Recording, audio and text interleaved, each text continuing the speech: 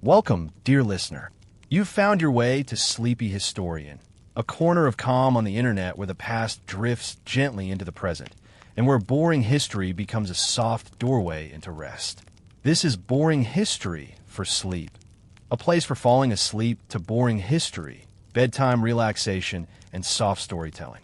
Think of this as a soft-spoken history documentary, a calm bedtime storytelling session, a relaxing history to fall asleep to. For some, it is a history sleep story. For others, it is simply the soothing rhythm of a voice moving slowly through the centuries. If you're someone who enjoys Roman history, archaeology, or calm narration, you are in the right place. If this kind of storytelling helps you rest, feel free to like this video and subscribe, but only if it truly brings you peace. And let me know in the comments where you're listening from and what time of night or morning it is for you.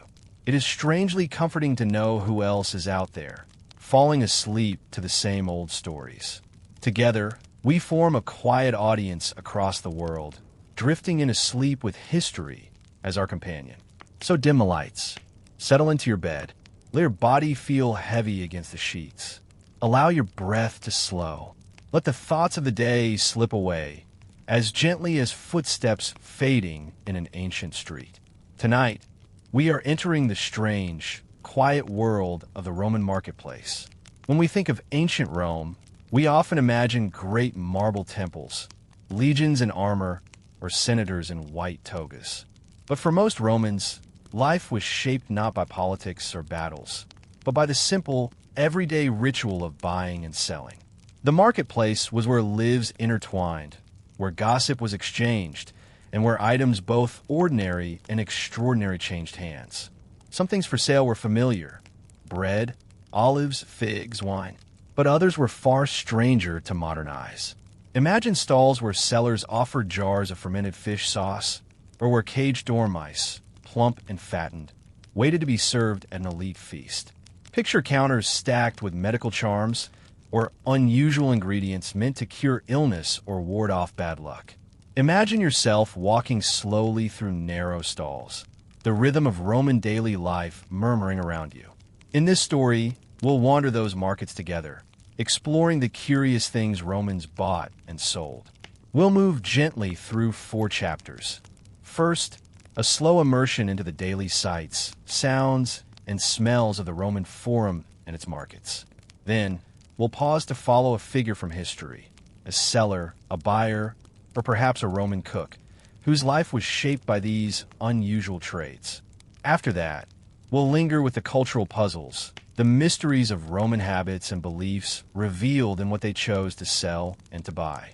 And finally, we will contrast the bustling world of commerce with the quieter life of Rome's wealthy, those who consumed these curious goods while others labored to provide them.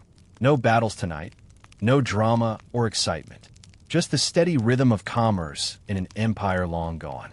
The markets are opening, the stalls are full, the history is ready to whisper softly until sleep takes you. Imagine yourself waking in the ancient city of Rome. It is early morning, the kind of hour when the air is still cool and the shadows stretch long across the stone streets. You rise from a modest bed, perhaps in a small apartment above a crowded lane, and step out into the world of a city that never truly sleeps. Rome, the beating heart of the empire, holds nearly 1 million people within its walls. Each day, countless feet press the paving stones, countless hands exchange coins, and countless voices merge into a low, constant hum. As you begin to walk, the rhythm of the city gathers around you. A cart creaks past, its wooden wheels striking against the uneven stones. A donkey brays softly, pulling a load of baskets filled with fresh vegetables bound for the forum. The smell of baking bread drifts from a nearby shop, mingling with the faint tang of smoke from charcoal fires. This is Rome at its most ordinary, and yet there is comfort in the repetition, a daily rhythm unbroken across generations. Soon, you approach the marketplace, the forum, where business and trade unfold beneath the watchful eyes of statues and temples. Before entering, you pause for a moment to take in the scene. Imagine the Forum Square stretching wide before you, lined with colonnades and filled with people. Some come to purchase their daily bread. Others arrive seeking luxuries, spices, perfumes, exotic animals. Still others wander simply to socialize, to hear the latest gossip or listen to public announcements. The marketplace is not just a place of commerce. It is the living heart of the city. You move deeper into the stalls. The ground is uneven underfoot, a mixture of dust and scattered straw. The chatter of merchants rises like a tide, soft but persistent. Some call out the price of their wares. Others gesture silently, relying on gestures and familiar customers. The goods are displayed not in neat rows as you might see in a modern shop, but spread out across counters, hung from poles, or laid on woven mats. There is an informal, almost chaotic order here, one that regular visitors understand instinctively. The first stalls you pass are filled with food. Baskets of olives glisten darkly, their skins polished with oil. Stacks of figs rest on reed trays, their sweetness tempting in the morning light. There are wheels of cheese, wrapped in cloth, their scent earthy and sharp. Nearby, amphorae of wine lean against one another like sentinels, their clay surfaces marked with symbols telling where they came from. Perhaps Campania, perhaps Greece, perhaps further still. Each amphora holds not just liquid, but a story of distance and trade, of ships crossing the Mediterranean, of sailors loading and unloading in busy ports. Listen closely, and you hear snippets of bargaining. A woman presses coins into a vendor's hand, shaking her head as if to protest the price.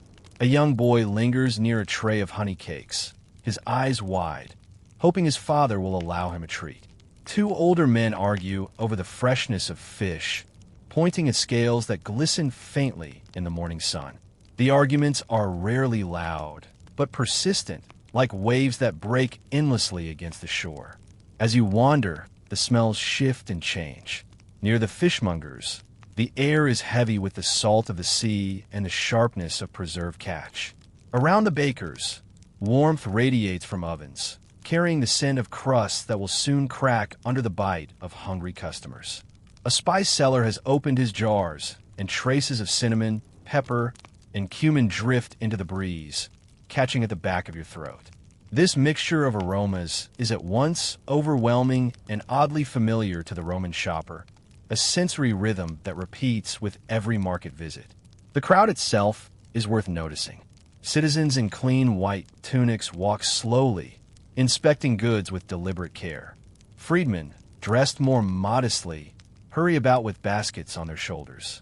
Slaves weave through the crowd, carrying purchases for their masters, their arms laden with amphorae, bundles of herbs, or bolts of cloth. The marketplace is a mirror of Roman society, layered, unequal, yet bound together in the act of trade. Each person has their role, and together they keep the city alive. Occasionally, the scene is interrupted by something unusual. A man leads a small monkey on a rope, hoping to sell it as an exotic pet. Another vendor displays cages of brightly colored birds, their feathers a flash of life amid the muted tones of stone and cloth. Some stalls carry strange remedies, powders, oils, and charms said to cure illness or protect against evil spirits. Whether they work or not is less important than the hope they bring, and customers pay for that hope as readily as they pay for bread or wine. As the sun climbs higher, the market grows busier. Shadows shrink, and the voices blend into a steady chorus. For the Romans, this is not a special occasion, but a daily necessity. To walk through the forum, to exchange coins, to greet familiar sellers. This is as much a part of life as breathing. For you, the visitor in imagination, it is a chance to step quietly into their rhythm, to feel the texture of their ordinary days, and to find rest in the constancy of lives lived so long ago. As the morning ripens into midday, the Roman marketplace becomes even more alive, each stall and counter offering glimpses into a world that is at once familiar and yet so distant from our own. Imagine yourself moving slowly along the crowded lanes, listening to the rise and fall of voices, catching fragments of words in Latin, and watching the constant motion of hands, giving, receiving, gesturing, weighing. One detail stands out: the coinage itself.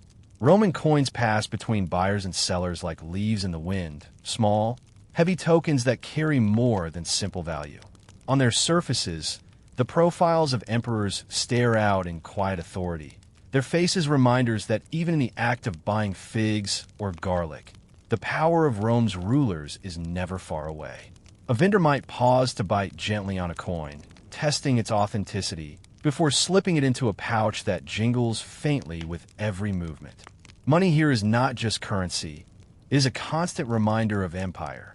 The goods on display seem, at first, practical and ordinary, yet upon closer inspection, the variety grows astonishing. A stall might carry amphorae filled with garum, the pungent fermented fish sauce beloved by Romans. To modern sensibilities, the sharp, almost sour odor might seem overpowering, but to a Roman it is a treasured flavoring, poured generously over meals. Next to it, another counter sells simple grains: wheat, barley, spelt. These humble staples form the base of the Roman diet, yet their presence side by side with jars of exotic spices tells the story of a city that draws its nourishment from far beyond its walls.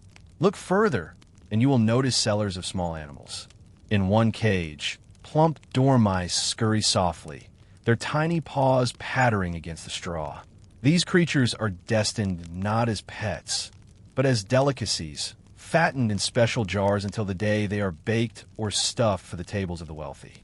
Nearby, chickens cluck softly, tethered goats shuffle restlessly, and baskets of eggs sit under cloths to shield them from the midday sun. The sounds of these creatures merge with the crowd, an undercurrent of life beneath the human voices. At another stall, remedies and talismans are laid out. Bundles of dried herbs, sage, thyme, and rue rest in little heaps, their scents earthy and sharp. Small carved figures made of bone or clay claim to ward off fevers or bring good fortune. A seller murmurs explanations. This amulet to protect children, that one to keep away curses, another to invite prosperity into the household. Whether the buyer believes or not is almost secondary. In a world full of uncertainty, even the promise of protection is worth a handful of coins. The diversity of accents among the vendors tells another story. Rome, at the height of its empire, is a city of migrants. Some sellers speak Latin with the clipped tones of the countryside, others with the inflections of Greece, Syria, or Egypt. Each brings not only their goods, but also their traditions. A stall of linen cloth may come from Alexandria, its fine weave almost translucent in the sun. A pile of ivory combs whispers of Africa. Even the perfumes, musky, floral, spicy, trace their journey back to distant lands, carried by merchants over land and sea, through hardship and risk, until finally displayed here for curious shoppers. Pause for a moment and take in the textures. The rough weave of a basket brushing against your fingertips. The cool hardness of polished bronze scales used to weigh goods. The fragile smoothness of an eggshell, warm from the hen only hours ago. The gritty surface of clay amphorae, their rims marked by chalk and wax. The forum is not simply a visual experience. It is tactile, a symphony of touch and texture, pulling the visitor deeper into the fabric of Roman life. As midday approaches, the air grows hotter, the smells thicker. Charcoal fires crackle at food stalls where vendors cook simple meals for those who cannot wait until they return home. Flatbreads are warmed, skewers of meat turned slowly, pots of porridge stirred until thick. The smoke curls upward, mingling with the cries of children, the laughter of friends, and the measured tones of serious bargaining. Eating in the market is not elegant, but it is practical, a moment of pause in the tide of commerce. You may notice how the crowd is layered. At the edges, poorer citizens cluster, often purchasing small portions, a measure of grain, a scrap of cloth, a single loaf. In the center, wealthier Romans move more deliberately, surveying larger purchases, eyeing luxuries with slow deliberation. Slaves dart between these groups, carrying orders, fetching water, or holding space for their masters. The entire society seems compressed into these narrow lanes, its divisions visible yet softened by the shared necessity of trade. And woven through all of this is the constant murmur of voices. Bargains struck, arguments settled, greetings exchanged. Sometimes the sound swells, almost overwhelming, and then it softens again, like a tide ebbing and flowing against the shore. For the Romans, this chorus is as familiar as the beating of their own hearts. For you, drifting through it in imagination is steady, repetitive, almost hypnotic. A reminder that life, however distant in time, has always carried these same quiet rhythms. In this way, the Roman marketplace is more than just a place of exchange. It is a living reflection of the empire itself, diverse, crowded, unequal, but endlessly vibrant. Each stall tells a story. Each voice contributes to the chorus. And each coin that passes hands ties another knot in the vast web of Roman commerce. As the sun tilts past its peak, the marketplace begins to settle into a new rhythm. The rush of early shoppers has passed, and though the forum is still busy, there is a sense of steady calm. Imagine yourself standing in the shade of a colonnade, watching as the crowds thin slightly, as if the city itself is taking a long, slow breath. The vendors adjust their displays. A fishmonger sprinkles more salt over his catch, hoping to preserve what has not yet been sold. A fruit seller rearranges figs into neat pyramids, their soft skins bruised slightly from the morning's handling. Cloth merchants fold and refold their bolts of linen, each crease carefully smoothed as if to refresh the fabric for the next curious buyer. There is patience in these actions, an acceptance that not everything sells quickly, that time moves differently here. If you listen closely, you can hear the hollow ring of metal scales are reset, the dull thump of amphorae as they are shifted, the soft hiss of water poured into clay cups. A boy runs errands, weaving between customers with surprising agility, while his master calls after him in a voice half weary, half fond. It is a scene of endless repetition, yet within that repetition lies the comfort of familiarity. The air, by now, is heavy with layers of scent. The sweetness of overripe fruit mixes with the tang of cheese, the sharp bite of vinegar, and the faint musk of animals waiting in cages. It is not unpleasant, though it clings stubbornly, wrapping around each visitor like a cloak. Those who spend their days here become accustomed to it, barely noticing the mixture. But for a newcomer, it is striking, a sensory reminder of the sheer density of Roman life. Among the stalls, conversations drift into quieter topics. Some discuss household needs, how much grain will last the week, which oil burns more cleanly in lamps. Others gossip about politics, repeating news from the Senate, or rumors about a general campaigning in distant lands. For the Romans, the marketplace is not only a place of purchase, but also a center of communication. In a world without newspapers or radio, words pass mouth to mouth, carried like invisible cargo along these crowded aisles. At the edges of the forum, children play. A group tosses small knucklebones, laughing as they compete for small prizes or scraps of food. Others chase one another, weaving through the legs of distracted adults.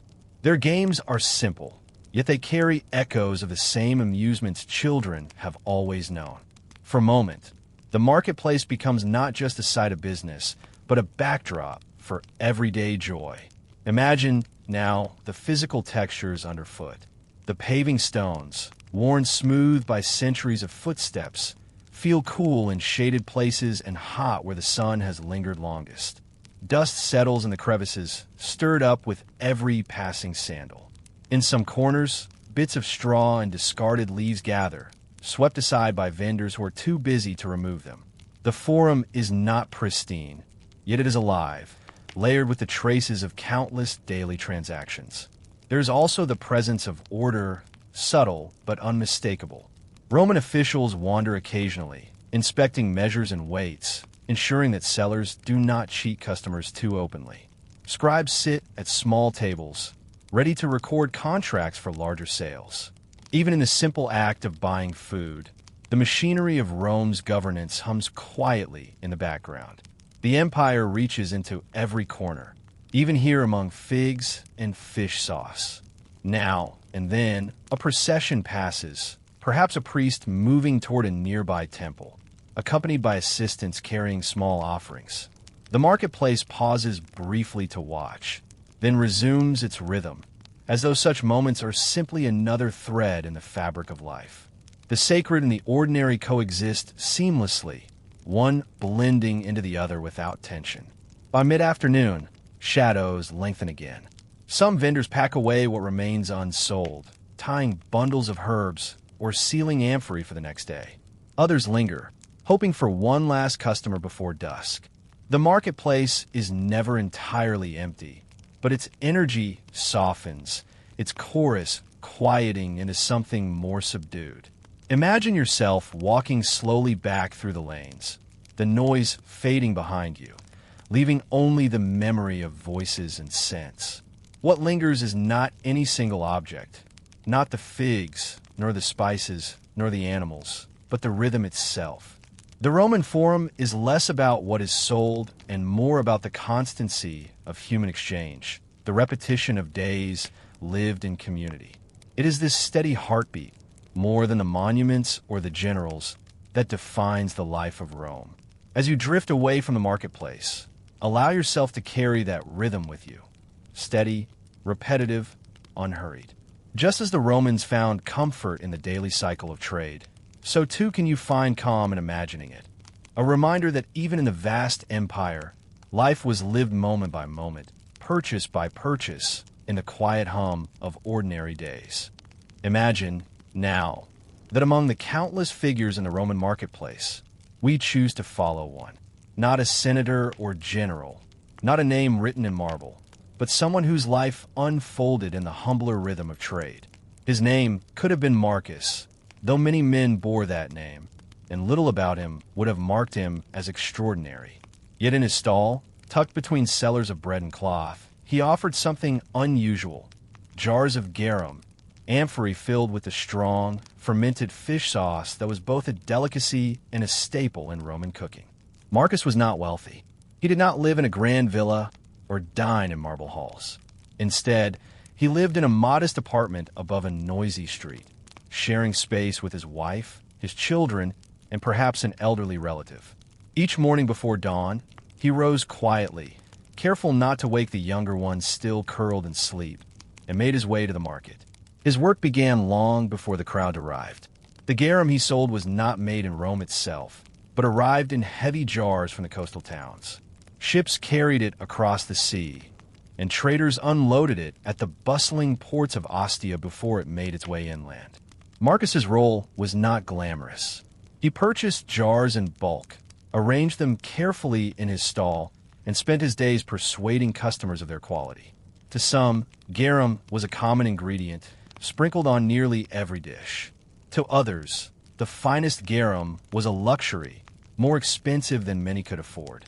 Marcus had to know the difference, and to convince each buyer that his wares were worth the price.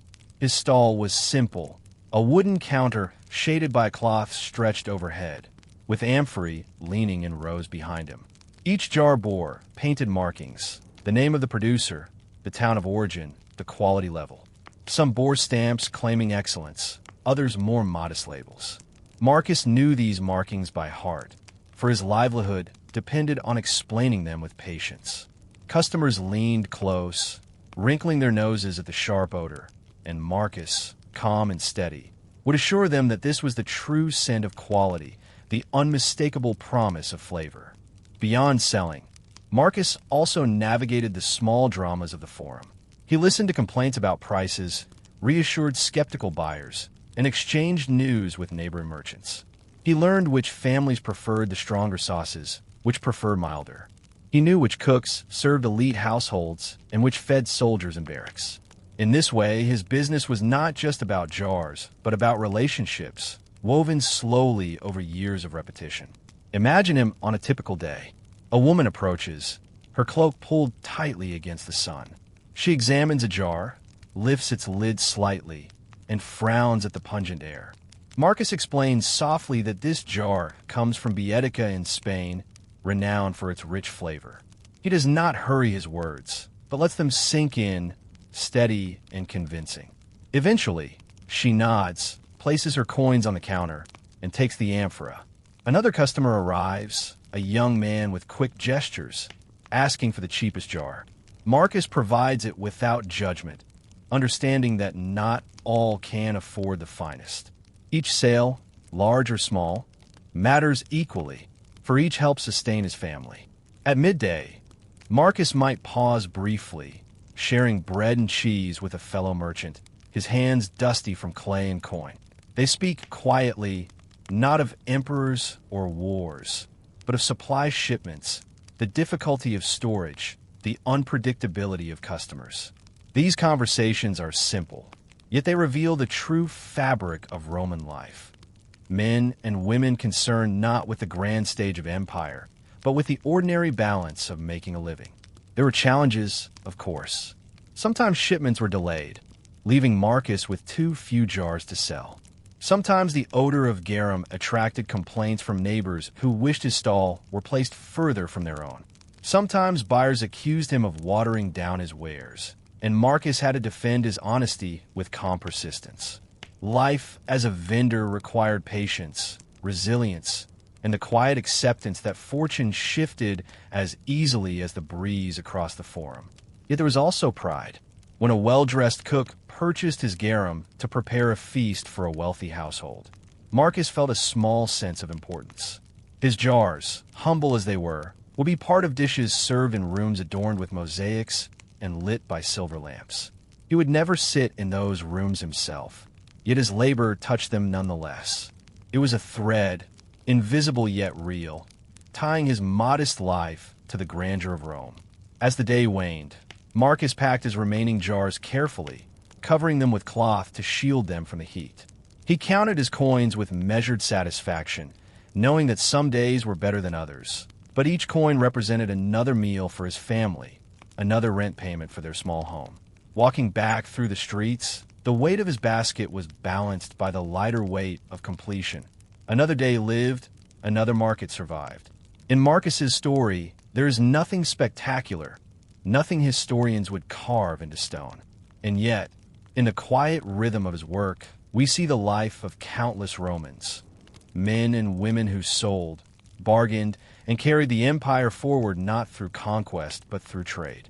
His life, ordinary as it was, reflects the steady heartbeat of Rome itself, enduring, practical, and endlessly repeated. Evening in Rome unfolded with its own familiar rhythm. After leaving the marketplace, Marcus carried his earnings home, the coins wrapped carefully in a cloth pouch. The streets, alive in the morning with noise and bustle, now shifted into a gentler hum. Lamps flickered to life in doorways, their oil-fed flames casting small halos of light onto the worn stone. Children darted between stalls, chasing each other with bursts of laughter, while bakers pulled the last loaves from their ovens, the scent of warm bread drifting into the narrow lanes. Marcus's home was not far, but the walk always felt longer with the weight of the day behind him. His building stood several stories high, one of many insulae that crowded the city. The walls were plain, the plaster cracked in places, but inside, his family made it a place of warmth. His wife, Livia, greeted him with a quiet smile, relieved to see him return safe. Their children, 2 boys and a younger girl, tugged at his cloak, eager for the coins that meant food for the week ahead. They shared a modest supper, bread dipped in oil, perhaps a small portion of cheese, and if fortune was kind, a bit of fruit or dried fish. The garum Marcus sold each day was too valuable to consume in large amounts at home, though sometimes he brought a lesser jar, one too damaged to sell, for the family to enjoy. It was a strange balance, his labor tied to a product he himself could not freely afford.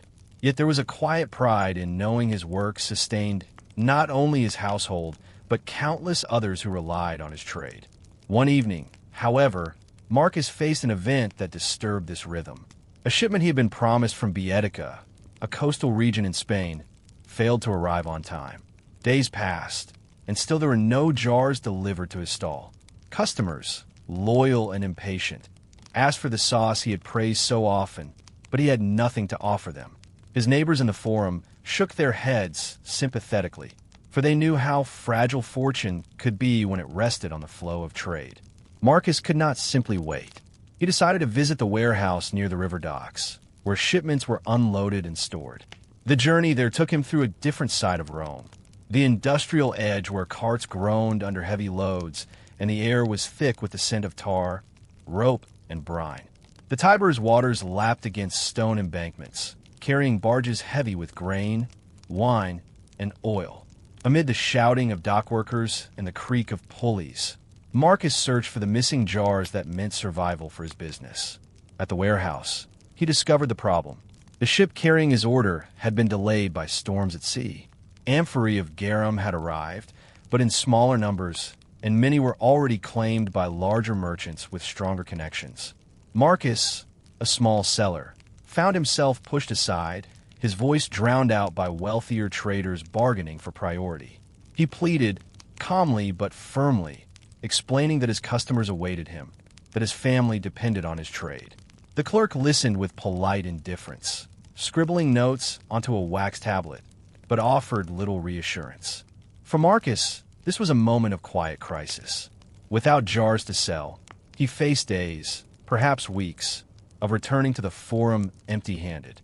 His children needed bread, his rent demanded payment, and the city, vast and indifferent, offered no safety net for small misfortunes.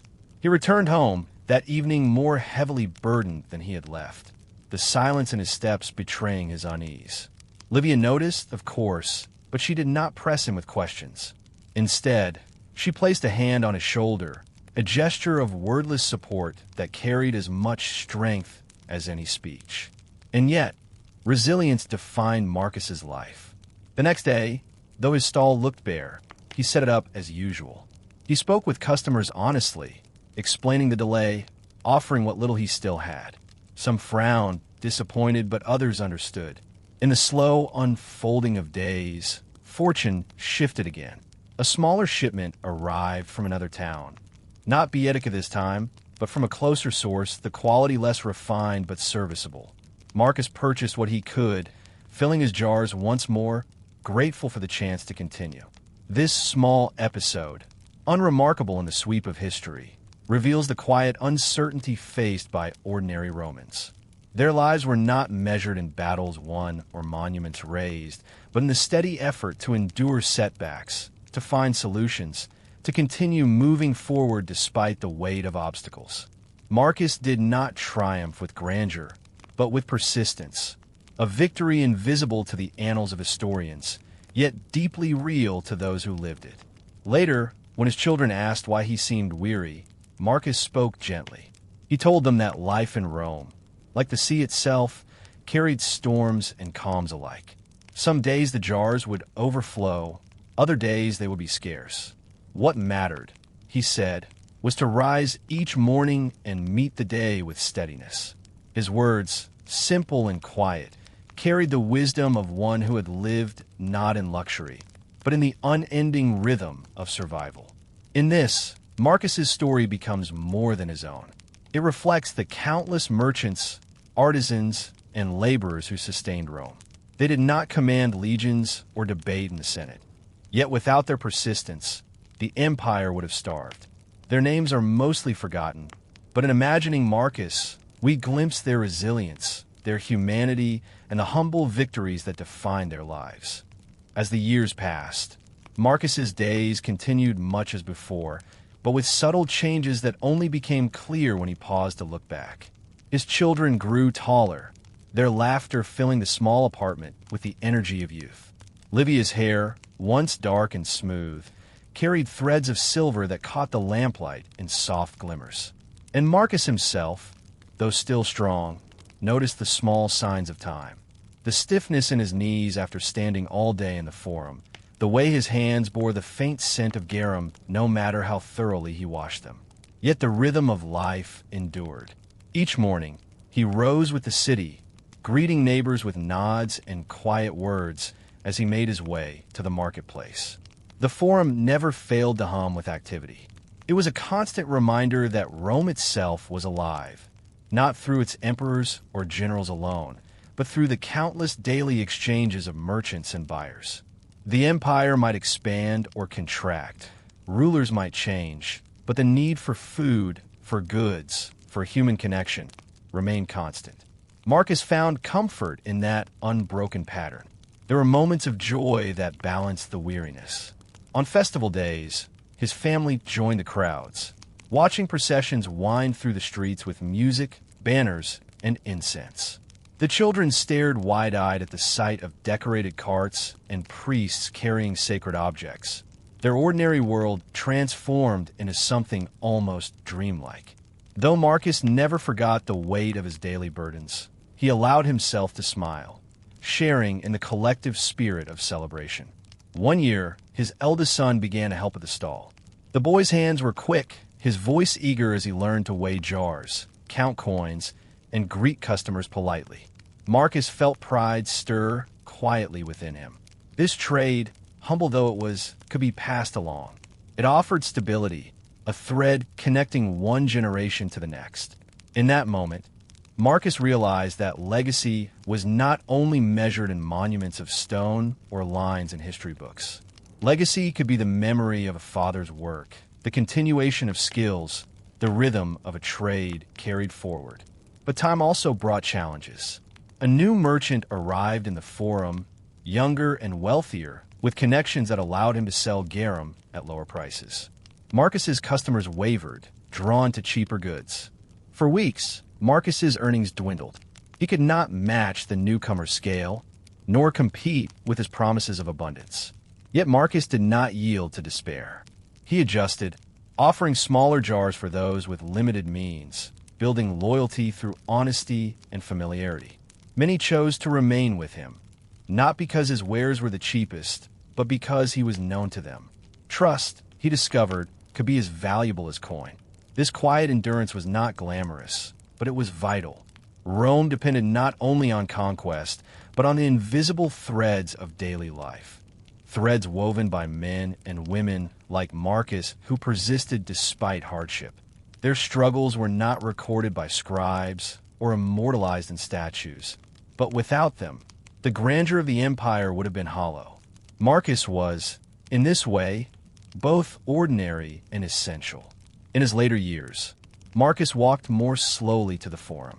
He leaned on a staff, carved simply, its wood worn smooth beneath his hand. His sons carried more of the burden now, lifting jars, arranging them on the stall, speaking with buyers. Marcus watched with quiet satisfaction. The city bustled around him as always, indifferent to the passage of one man's life. Yet he found comfort in the continuity. The world he had known was changing, as it always did, but his family would endure. On certain evenings, sitting by the small lamp in his home, Marcus would tell his children stories. Not of emperors or generals, but of markets, storms at sea, and the endless effort to keep one's place in a city as vast as Rome. His voice was steady, his words simple, but to his children they carried weight. They learned that survival was not always about glory, but about persistence, about finding dignity in the everyday. And when Marcus finally passed, quietly, in his sleep, with his family near, his stall remained. His sons carried on the trade. His wife guided them with wisdom born of years at his side. The marketplace barely noticed the change. Rome itself did not pause. But in the hearts of those who knew him, Marcus lingered, his presence felt in every jar lifted, every coin exchanged. His story, like so many of his time, was small in scale yet vast in meaning, a reminder that history is not only the tale of the mighty, but also of those who lived steadily, humbly, and with endurance. As you imagine Marcus fading into memory, consider how many such figures filled the streets of ancient Rome. Thousands upon thousands of lives, each woven into the great fabric of the empire. Their names may not endure, but their efforts sustained a world. And as the city's lamps flickered against the twilight sky, their quiet labors became the unseen foundation upon which history itself was built. The ancient markets of Rome, while familiar in their bustle and trade, held within them many curiosities that seem unusual to us today. Archaeological discoveries, scattered across centuries, reveal a world where the boundaries between necessity, luxury, superstition, and amusement blurred in ways both surprising and quietly fascinating. Imagine yourself walking through a market not in the bustling center of Rome, but in a smaller town along the empire's borders. The stalls are fewer, the crowds thinner, yet still the variety of goods is startling. Archaeologists, when uncovering layers of soil in such towns, have found traces of items both practical and peculiar. A clay lamp shaped like a gladiator's helmet, perhaps purchased as a novelty. A child's toy carved from bone, worn smooth from use. A small amulet bearing an inscription, designed to ward off illness or bad luck. These objects, though simple, open a window into the intimate concerns of daily life. Among the strangest commodities recorded in Roman sources were live animals. Markets often served as places to acquire creatures both ordinary and exotic. Chickens, goats, and pigs were common sights, tethered near stalls or carried in baskets. But there were also stranger offerings. Monkeys brought from distant lands, brightly plumed birds admired for their beauty, and even exotic fish kept alive in jars of water. Wealthy Romans enjoyed filling their villas with such curiosities, symbols of power and reach, while ordinary citizens might gather simply to marvel at the sights. To us, it may seem unusual to find a caged parrot or a basket of snakes in the same space where olives and bread were sold. Yet to the Romans, such variety reflected the vastness of their empire. Inscriptions and literary fragments mention even more curious goods. Powdered remedies, some made from herbs, others from more unsettling sources, ground animal bones, shells, or dried insects. Sellers proclaimed their effectiveness against ailments ranging from toothaches to fevers. Archaeologists have uncovered small ceramic jars with traces of these powders still clinging to the inside, a faint echo of their once bustling trade. Whether these remedies truly worked is uncertain, but their presence reminds us that the marketplace was as much about belief as about commerce. Superstition found its place in the markets too. Amulets carved with symbols, miniature figurines of gods, and charms meant to protect homes or ensure good fortune were sold beside jars of oil or baskets of fruit. Many such items have been discovered buried with their owners, suggesting they were carried close at all times. Some depict familiar deities, like Fortuna, goddess of luck, while others bear stranger images. Hybrid creatures, part human and part beast, whose meaning is now obscured by time. To hold one of these small objects in the palm, as many Romans once did, was to hold a piece of hope, a quiet wish for safety in an uncertain world. There were also entertainments for sale. Small bronze figurines that may have served as gaming pieces, carved dice with faint markings, and simple board games etched onto pieces of wood or stone. Imagine children gathered on the edge of the forum, crouched in the dust, tossing bones or moving stones across a scratched grid. Their laughter and concentration carried into the air, a reminder that even in an empire known for power and conquest, playfulness was part of life. Archaeologists have found such game boards scratched into paving stones themselves, left behind as permanent records of idle moments. Not all curiosities were so lighthearted. Some sellers offered preserved body parts of animals, claws, teeth, or hides, believed to carry protective power. A wolf's tooth worn on a string, a lion's claw set into a small bronze fitting, or the shed skin of a snake folded carefully into a pouch. These objects, though strange to us, were treated with respect by their buyers, for they represented links to strength and survival. Even the marketplace, in its ordinariness, was a space where people sought connection with forces larger than themselves. One especially fascinating find comes from Pompeii, preserved beneath the ash of Vesuvius. Archaeologists uncovered a stall where glass vessels contained traces of brightly colored powders, reds, blues, yellows, thought to be used for cosmetics or decoration. Imagine the vibrancy these would have added to homes or clothing. For a city frozen in time, Such remnants reveal not only tragedy, but also the ordinary beauty of daily commerce. A woman choosing a pigment for her cheeks, a craftsman buying color to decorate a fresco, a child marveling at the shimmering dust, all captured, indirectly, through the survival of these delicate jars. The mystery of the Roman market lies not in its grandeur, but in its smallness. The strange, the exotic, the ordinary, and the sacred all mingled together, woven into stalls of wood and cloth. Each object, from a carved bone toy to an exotic bird, tells a story of desire, belief, or amusement. And as we sift through the remnants, whether in stone inscriptions, broken amphorae, or forgotten charms, we glimpse not only what Romans bought, but what they valued, feared, and dreamed. To picture such a market is to walk not only among goods, but among mysteries. Every jar, every trinket, every scrap of parchment carries whispers of a world now faded. The archaeologist, brushing away soil from an amulet or lifting a shard of painted glass, participates in a quiet dialogue with those who once walked these streets. And as listeners drifting into calm, you too walk with them, unhurried, detached, observing the curiosities of a world that was at once distant and intimately human. When archaeologists study the remnants of Roman markets, they rarely uncover intact stalls or piles of goods neatly arranged. Time erases such order. Instead, they find fragments, scattered traces left behind in layers of soil, ash, or rubble. Yet from these fragments, a quiet picture emerges, one that speaks not only of what was sold, but of how Romans thought, behaved, and interacted with their world. One of the most curious discoveries involves cursed tablets, small sheets of lead inscribed with words of ill intent. Many were folded, pierced with nails, and hidden near places of commerce. Why in a marketplace? Because these were public spaces bustling with people, and perhaps also because competition bred envy. A merchant, frustrated by a rival's success, might pay a scribe to inscribe a tablet calling upon the gods or spirits to hinder his competitor.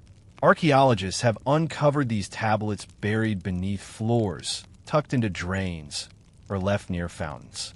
Though silent now, they whisper of the unseen tensions woven into the marketplace, where rivalry was as constant as trade. Another class of finds consists of measuring tools, bronze weights, standardized rods, and carefully carved scales. Some survive with inscriptions certifying their official approval, reminders of the empire's concern with fairness in trade.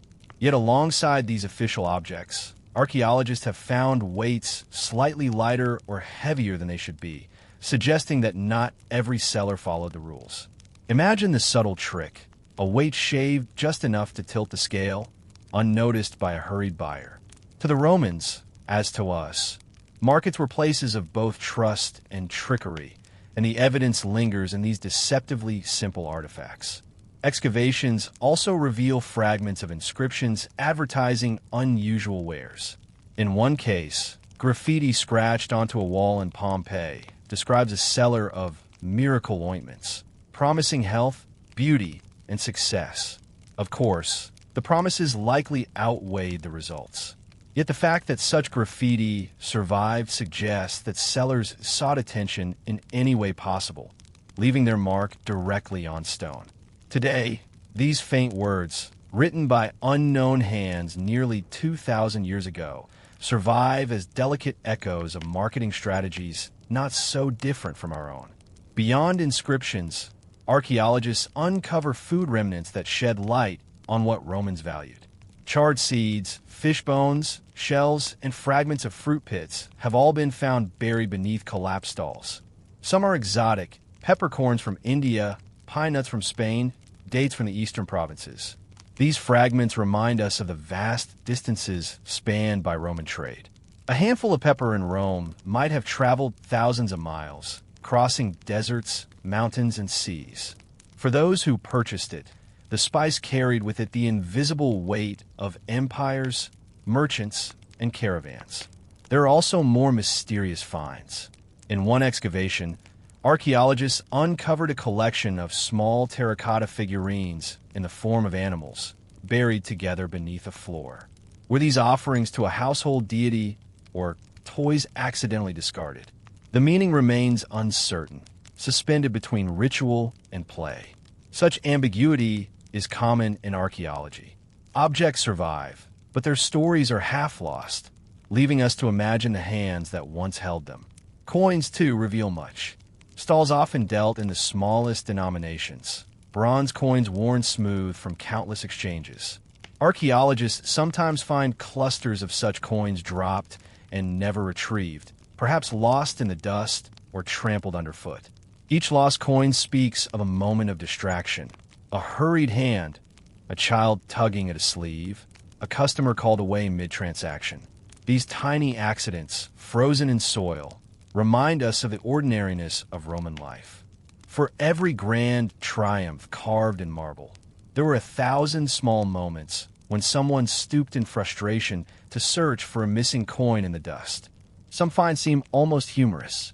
In one site, a collection of oyster shells was uncovered, stacked neatly in a pit behind what was once a stall. The sheer quantity suggests they were once sold as a delicacy. To us, the image of a Roman oyster seller might feel oddly modern, a reminder that indulgence in unusual foods has long been part of human culture. The shells, discarded centuries ago, now tell of feasts enjoyed and profits made in the hum of the forum. Mysteries deepen when objects are found out of place. At a site in North Africa, archaeologists uncovered amphorae once used to hold fish sauce. Yet these vessels contained traces of resin, suggesting they were repurposed for another trade entirely. Why?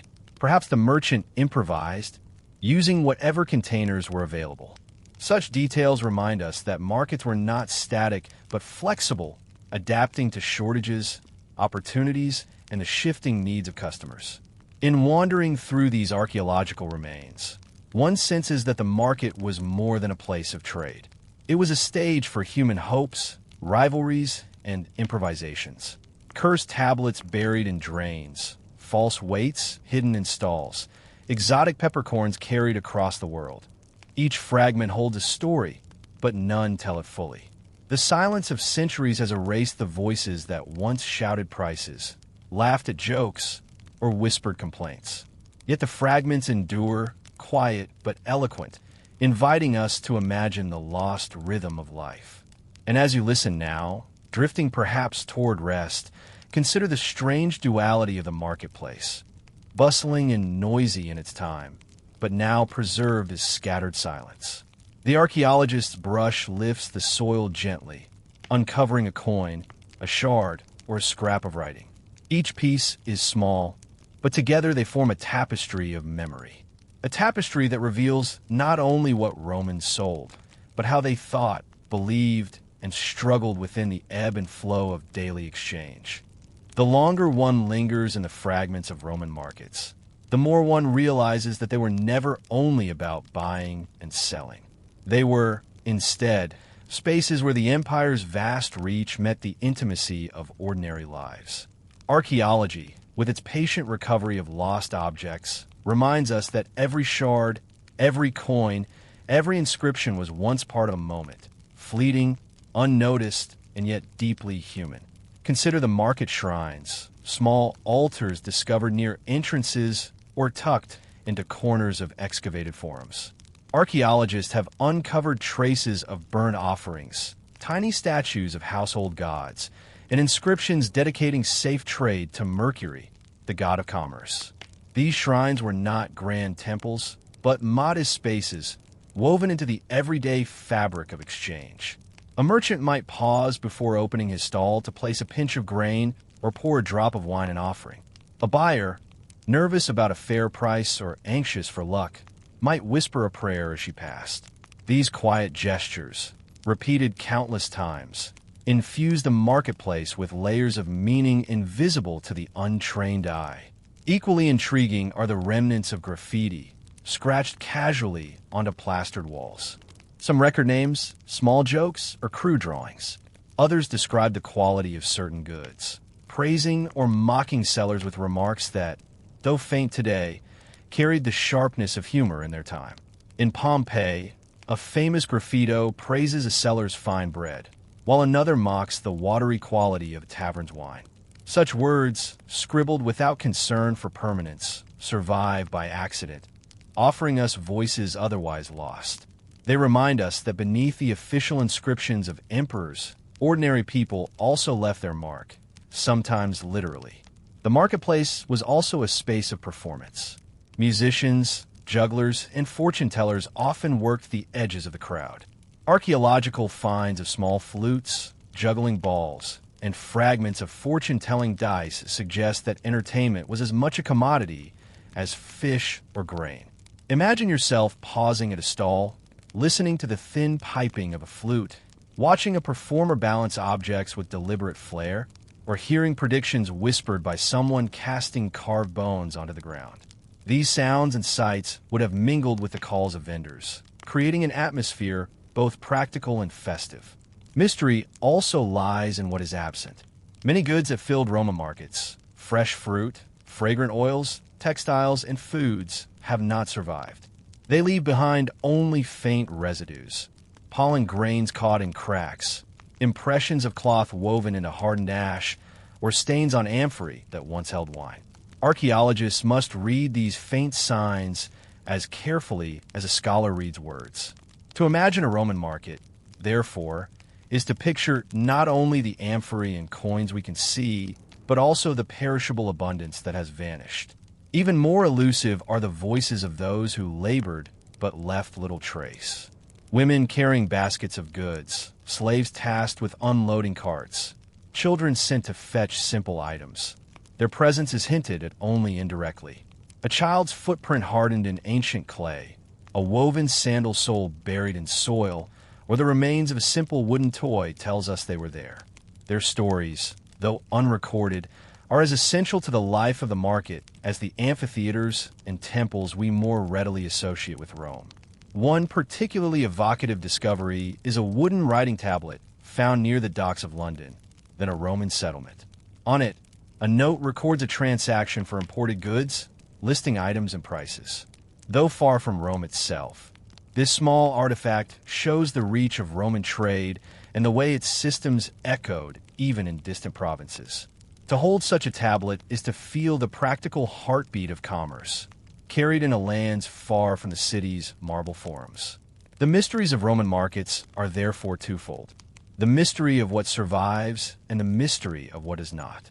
The surviving fragments, cursed tablets, amulets, graffiti, coins, whisper of human concerns, rivalry, hope, humor, loss. The vanished goods and voices remind us that much of life is transient, leaving no mark except in imagination. Together, they form a tapestry both rich and incomplete, woven of presence and absence. As you let these images drift through your thoughts, you may notice how the ordinary becomes extraordinary in the passage of time. What was once a common oyster shell becomes a key to understanding diet. What was once a child's discarded toy becomes a doorway into the innocence of ancient play. What was once a merchant's casual prayer at a shrine becomes evidence of belief shaping daily routine. And so, the Roman marketplace lingers as both familiar and strange. Familiar in its rhythms of buying and selling, strange in its mixture of goods and beliefs that no longer exist in our own markets. It was a space where commerce, superstition, performance, and daily survival mingled seamlessly. And though we cannot walk through its stalls today, the fragments uncovered allow us to step quietly into its memory, where every object carries not only material use, but a story of human hope. As the archaeologist brushes soil from shard of pottery or traces faint letters on a wall, the past reveals itself slowly, like a voice speaking across centuries. And as you rest now, hearing of these fragments, you too may feel the gentle weight of time, not oppressive, but steady, like the slow rhythm of footsteps through a market that will never open again, yet somehow continues in memory. The marketplace was not only for the poor or the modest. Its energy reached into the villas of the wealthy, shaping the banquets and pleasures of Rome's elite. To walk through a market in the morning was to witness the earliest steps in a chain that ended in marble dining rooms, where reclining guests were served courses both familiar and strange. The connection between a cage of dormice in a stall and a golden platter in a villa is the story of Roman society written in food. Roman elite dining, the convivium, was more than a meal. It was performance, a theater of wealth, learning, and social ties. Guests reclined on couches, servants moved quietly with trays, and dishes arrived in carefully arranged order. Bread, olives, and wine were always present. But alongside these came delicacies whose journey began in the noisy market stalls. Fish sauce ladled from clay jars, exotic fruits carried from distant provinces, or tiny songbirds roasted as dainty morsels. Each dish told not only of taste, but of power, for to present rare foods was to display reach across the empire. One of the most striking examples is the dormouse, a small rodent bred for consumption. Wealthy Romans kept them in special jars called gleraria, feeding them nuts until they grew plump. To modern ears, the thought of eating such creatures feels odd, perhaps unappetizing. Yet for elite Romans, to serve dormice stuffed with minced pork or dipped in honey was a gesture of refinement. Archaeological remains of these jars, with their small air holes and interior ledges, remind us how carefully this luxury was prepared. What began as a living creature in a cage in the market became, in the villa, a delicacy meant to impress. Fish sauce, known as garum, offers another link. Made from fermented fish guts, it was produced in vast quantities along the coasts and transported in amphorae to markets across the empire. From there it entered kitchens, where cooks used it as seasoning in nearly every dish. To Roman elites, garum was a marker of both flavor and sophistication, its sharp tang binding their meals together. What smelled pungent in a market stall became subtle in the setting of a banquet, transformed by distance, by presentation, by the glow of oil lamps on polished silver plates. The contrast between market origins and elite consumption was stark. In the market, a boy might carry a basket of figs for sale, his tunic patched and worn, his earnings destined for a household that depended on every coin. In the villa, those same figs appeared as a sweet conclusion to a feast, plated with almonds and honey, their humble beginnings erased by the sheen of luxury. The same fruit, two settings, two meanings, sustenance for some, spectacle for others. To serve unusual foods was not only indulgence, but also symbolism. Exotic goods spoke of empire, of distance conquered and land subdued. Black pepper, imported from India, might be sprinkled onto meat as casually as salt. Dates from the deserts of Arabia, figs from Africa, oysters from the northern coasts, all traveled immense distances before reaching the mouths of reclining guests in Rome. The marketplace was thus not only local but global, a node in a vast network of trade that fed both hunger and vanity. For the poor, food was fuel. Bread and porridge, olives, pulses, and the occasional scrap of fish formed the staples of survival. For the elite, food was language. A dish could speak of wealth, or refinement, or even philosophical leanings. Some Romans prided themselves on simplicity, claiming to echo the ancient virtues by dining plainly, while others embraced extravagance as proof of their success. But whether simple or lavish, nearly all of what was eaten passed through markets first, handled by vendors, measured by weight, bargained for with coin. The distance between the two worlds was measured not only in wealth, but also in perception. A market stall smelled of fish, sweat, and clay dust. A villa smelled of burning incense and fresh laurel leaves. A market was noisy with haggling voices. A dining hall was filled with poetry recitations, soft music, and conversation. Yet the two were bound, one unable to exist without the other. The elite relied on markets for their pleasures, even as they seldom set foot in them. To reflect on this contrast is to feel the layers of Roman society more clearly. The market was a stage where poverty and survival played out openly. The villa was a stage where wealth and status were displayed behind closed doors. Yet the goods themselves, dormice, garum, figs, wine, moved easily between both worlds, indifferent to the meanings humans placed upon them. Imagine yourself standing just outside the entrance of a Roman villa on a warm evening. The sun has lowered beyond the horizon, leaving only a faint glow above the tiled roofs. Oil lamps flicker along the pathway, their lights soft and golden, guiding guests toward the open atrium.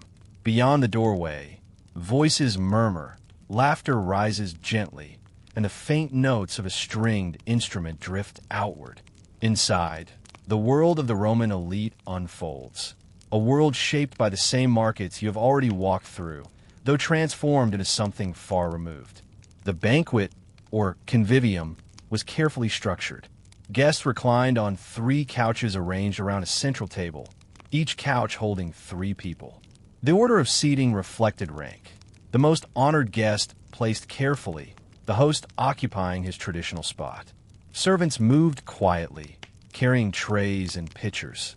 The first course, or gustatio, often included eggs, small fish, and vegetables, accompanied by wine mixed with water. This was only the beginning, a prelude to the main courses, which might feature roasted meats, seafood, and, for the most extravagant, those unusual delicacies that passed first through crowded market stalls. The contrast to the lives of ordinary Romans was sharp. While one man dined on oysters imported from faraway shores, another ate barley porridge in a cramped apartment. Yet in a strange way, both were connected by the same networks of trade and exchange. The grain that filled the bellies of the poor came from Egypt, shipped in great fleets and measured out in the Forum. The oysters that entertained wealthy diners also traveled by ship, carried in baskets filled with damp seaweed to keep them fresh. Both meals began with labor. Farmers, fishers, merchants, sailors, and vendors. The luxury of one depended on the work of many. As the banquet continued, entertainment wove itself into the evening. A reader might recite poetry, perhaps verses from Virgil or Ovid. A musician plucked at the strings of a lyre. Dancers sometimes moved across the room, though their performance was more subdued than one might imagine. Graceful, measured, part of the rhythm of the night. Conversation ebbed and flowed, with topics ranging from philosophy to politics, from gossip about neighbors to debates about proper living. The food and the company mingled, each enhancing the other. The market's oddities, which might seem strange in daylight, gained new meanings in this setting. Garum, with its sharp tang, became refined seasoning in a stew. Dormice, once twitching in their cages, now arrived stuffed and flavored, more symbol than sustenance.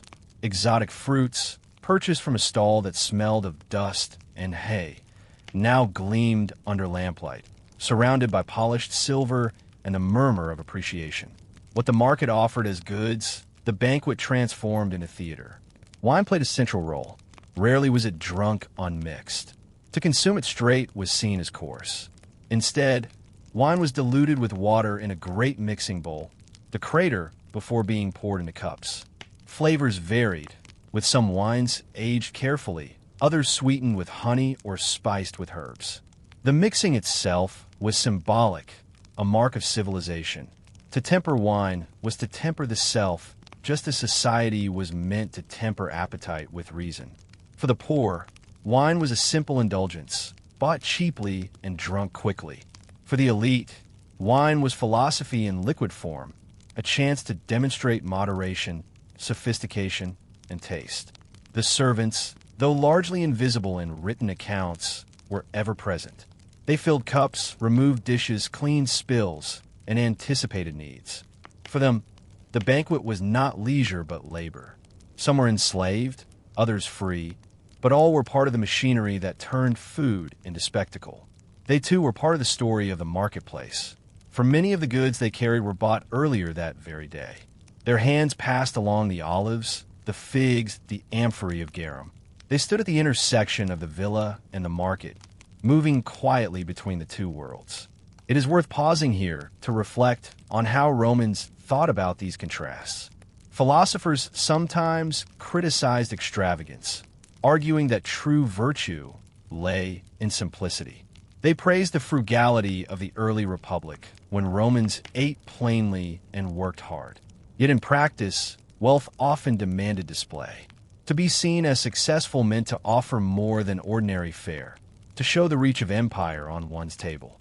The dormouse, the oyster, the peppercorn, all were tokens in a social game, ways to climb or maintain position. The marketplace, then, was not only an economic hub. It was a cultural engine, feeding the language of status. The goods one could buy there traveled outward into stories, reputations, and memory. A guest at a banquet might later recall the unusual spice or the sweetness of the dates, attaching those sensations not only to the food itself, but to the host who provided them. A meal was never only a meal. It was an argument, softly made, about who one was and where one stood in the world. And so, while the poor bought bread to survive, the wealthy bought delicacies to be remembered. Both relied on the same stalls, the same ships, the same labor. Both lived within the same city. Yet the meanings they drew from food were entirely different. To one, bread was sustenance. To another, bread was the opening of a performance. The connection was real, yet the gap remained wide, filled with all the hierarchies of Roman society. As night deepened over the Roman villa, the banquets wound down. Candles guttered in their holders. The music slowed, and conversation softened into tired laughter. Yet the story of the marketplace remained woven into every dish and every memory of the evening. When we look at Rome from this angle, through the lens of its markets and its tables, we see more than a catalog of goods. We see a society defining itself through what it consumed, and through the contrast between those who sold, those who bought, and those who merely observed. For the wealthy, the market was an invisible hand. Few of them ventured into the stalls themselves. Slaves and stewards performed that task, negotiating with vendors, selecting produce, arranging delivery. The elite might never see the crowded alleys or hear the bargaining voices. To them, food appeared almost magically in their kitchens, its origins blurred, its prices hidden. The market, noisy and physical, was made distant and abstract. And yet without it, the very foundation of their refined meals would have collapsed. For the poor, the market was a necessity. It was crowded, it was noisy, and it was essential for survival. Coins were counted carefully, choices weighed, purchases small. Bread, sometimes distributed by the state, sometimes bought, was the central staple. Olives, beans, lentils, and cheap wine filled out the diet. To walk through the market was to measure one's place in society in every exchange. Could one afford fish this week? Was the price of oil too high? Each decision revealed how narrow the line was between sufficiency and hunger.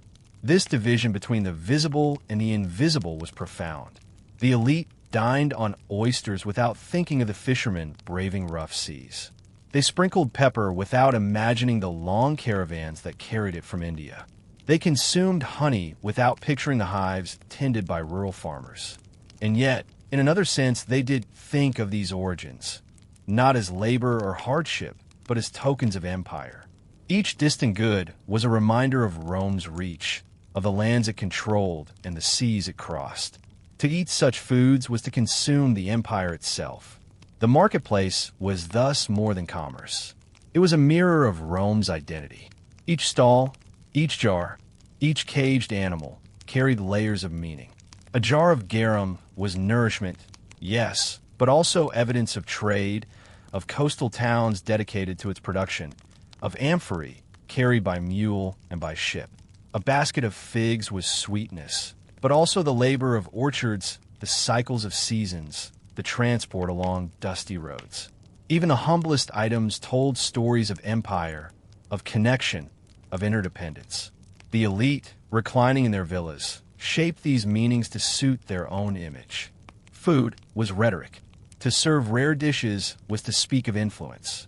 To choose simplicity was to claim virtue. The same loaf of bread could be either humble survival or a proud statement, depending on where it was eaten. The market, then, was not only a supplier of goods, but a stage for the performance of identity. It is here, perhaps, that the Roman world feels both distant and strangely familiar. Our own markets are different in scale and technology, yet still filled with choices that reflect status, culture, and values.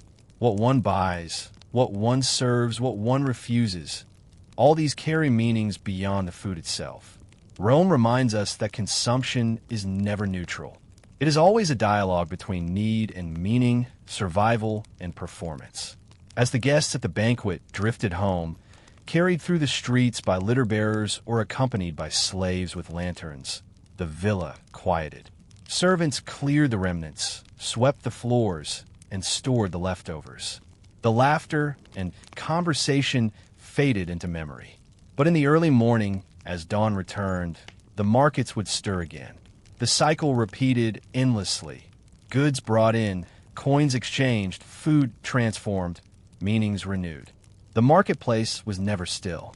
It pulsed with life, a rhythm that carried Rome forward. For the poor, it was a lifeline. For the elite, it was a resource and a symbol. For us, looking back, it is a window into the everyday contrast that defined an empire. It shows us that history is not only about battles and laws, but about figs and fish sauce, about dormice and peppercorns, about the humble and the grand bound together by trade. And so, as we conclude this journey through Roman markets, we hold two images together. The bustling stalls where a boy counts his coins for bread, and the marble dining room where guests praise the sweetness of honey dormice. The same world, the same city, the same goods, but utterly different meanings. This is the quiet power of history, to reveal not only what was sold and eaten, but what it meant, and how it shaped the lives of those who lived long ago. And so, our walk through the strange and curious world of Roman markets comes to a gentle end. We have wandered slowly through crowded stalls, lingered by baskets of figs and jars of fish sauce, paused at cages of dormice, and followed the goods into villas where guests reclined to dine. Along the way, we have seen how ordinary and extraordinary items alike revealed the contrasts of Roman society, from survival at the edge of poverty to the luxuries of the elite. History often tells us of battles, emperors, and laws, but here, in the quiet commerce of the marketplace, we find a different story. A softer story, one of bread and wine, of olives and honey, of the daily rhythm that sustained an empire. The market, with all its noise and bustle, was also a place of connection, connecting farmer to merchant, vendor to buyer, servant to master, poor to rich. And through those connections, Rome itself was fed, not only with food, but with meaning. As we leave this history behind, take a moment to notice how calm the present feels. You are lying comfortably, far from the dust and voices of the Roman Forum. Your room is quiet. The air is familiar. No need to barter or bargain. No need to worry about bread for tomorrow. The market has closed, and only the memory remains, softened by distance and time. Imagine the echoes of those old stalls fading away. The clink of coins, the creak of carts, the voices calling out their wares. They grow fainter and fainter until they are no more than a whisper, dissolving into silence. What is left is only calm, only stillness. This is the gift of boring history for sleep. It does not rush. It does not demand. It simply drifts alongside you, offering quiet images from the past until your thoughts wander elsewhere toward rest. The rhythm of lives long gone has joined the rhythm of your breathing, slow and steady, carrying you towards sleep. If you have found peace in this journey, if the soft-spoken history documentary, this calm bedtime storytelling, has helped you relax, you are welcome to like this video and subscribe to Sleepy Historian, but only if it truly brings you comfort. If you wish, share in the comments where you're listening from and what time it is for you now. It is quietly reassuring to know how many of us, scattered across the world, are falling asleep to the same old stories. So let the past rest, and let yourself rest with it. The markets of Rome are closed, the oil lamps have gone out, and the night is yours. May sleep come gently, like the hush that settles over an empty forum. Good night.